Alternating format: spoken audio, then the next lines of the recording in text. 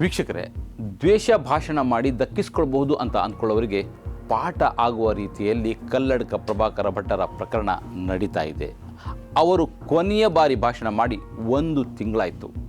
ಈ ಮೊದಲೆಲ್ಲ ಚಿಟಿಕೆ ಹೊಡೆಯೋದರಲ್ಲಿ ನಿರೀಕ್ಷಣಾ ಜಾಮೀನು ಪಡೆದು ಬರ್ತಾ ಇದ್ದ ಕಲ್ಲಡ್ಕ ಪ್ರಭಾಕರ ಭಟ್ ಇದೀಗ ಕಾನೂನು ಸುಳಿಯೊಳಗೆ ಸಿಲುಕಿಕೊಂಡಿದ್ದಾರೆ.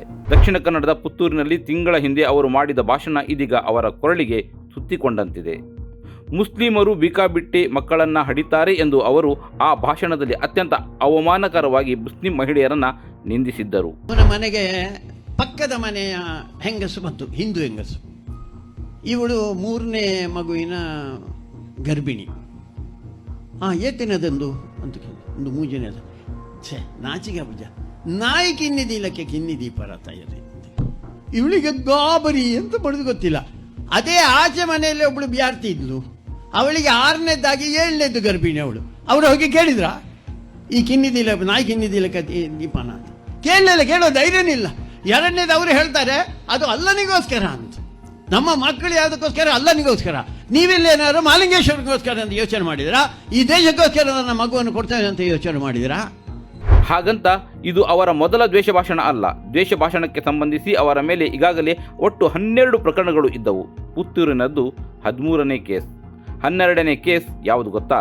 ಅದು ಶ್ರೀರಂಗಪಟ್ಟಣದ ಮಂಡ್ಯದಲ್ಲಿ ನಡೆದಿದ್ದ ದ್ವೇಷ ಭಾಷಣ. ಅವಕಾಶ ಇತ್ತು.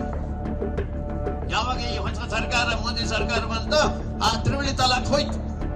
ತುಂಬಾ ಹೊಟ್ಟೆ ನೋವು, ಗಂಡಸರಿಗೆ ತುಂಬಾ ಹೊಟ್ಟೆ ನೋವು. ನಿಜವಾಗಿ ಮುಸಲ್ಮಾನ ಹುಡುಗಿಯರಿಗೆ ಆನಂದದ ಸಂಗತಿ ಆಗಬೇಕಾಗಿತ್ತು. ದಿನಕ್ಕೊಬ್ಬ ಗಂಡ, ಪರ್ಮನೆಂಟ್ ಗಂಡನೇ ಇಲ್ಲ. ಹಾಗೆಲ್ಲ ತಲಾಕ್ ಹೇಳಿದ್ರಪ್ಪ. ಅದಕ್ಕೋಸ್ಕರ ಜೀವನ ಪೂರ್ತಿ ನನಗೊಬ್ಬ ಗಂಡ ಇದ್ದಾನೆ ಅಂತ ಹೇಳುವಂತ ಪರಿಸ್ಥಿತಿ ಇರಲಿಲ್ಲ.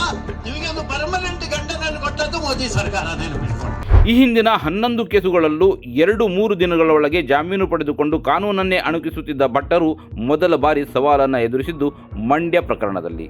ಹಿರಿಯ ವಕೀಲ ಎಸ್ ಬಾಲನ್ ಅವರ ನೇತೃತ್ವದಲ್ಲಿ ನ್ಯಾಯಾಲಯದಲ್ಲಿ ಪ್ರಬಲ ವಾದ ಮಂಡಿಸುವ ಪ್ರಯತ್ನ ಮೊದಲ ಬಾರಿ ನಡೆಯಿತು.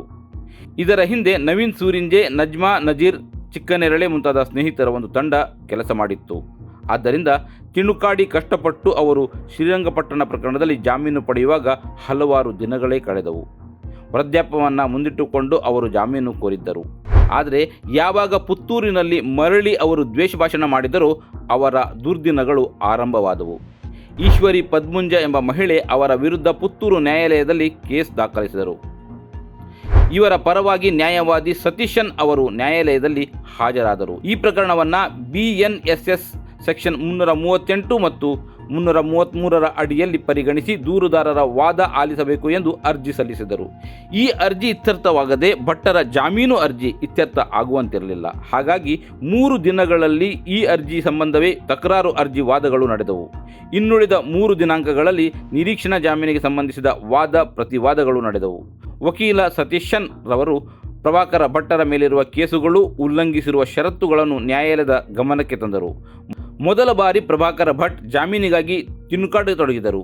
ಇದೀಗ ಜಾಮೀನು ಅರ್ಜಿಯ ದಿನಾಂಕವನ್ನು ಡಿಸೆಂಬರ್ 2ಕ್ಕೆ ಮತ್ತೊಮ್ಮೆ ಮುಂದೂಡಲಾಗಿದೆ. ದ್ವೇಷ ಭಾಷಣ ಮಾಡುವ ಯಾರೇ ಆಗಲಿ ಅವರು ಸಮಾಜದ ಸ್ವಾಸ್ಥ್ಯವನ್ನು ಕೆಡಿಸ್ತಾರೆ. ಸಮಾಜವನ್ನು ಹಿಂದೂ ಮುಸ್ಲಿಂ ಅಂತ ವಿಭಜಿಸ್ತಾರೆ. ಒಂದು ಸಮುದಾಯವನ್ನು ಇನ್ನೊಂದರ ಮೇಲೆ ಎತ್ತಿ ಕಟ್ತಾರೆ.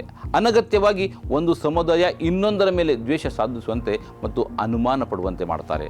ಆದ್ದರಿಂದ ದ್ವೇಷ ಭಾಷಣ ಮಾಡುವ ಯಾರೇ ಆಗಲಿ ಸಮಾಜದ ಪಾಲಿಗೆ ಹಿತಕಾರಿಗಳಂತೂ ಅಲ್ಲವೇ ಅಲ್ಲ.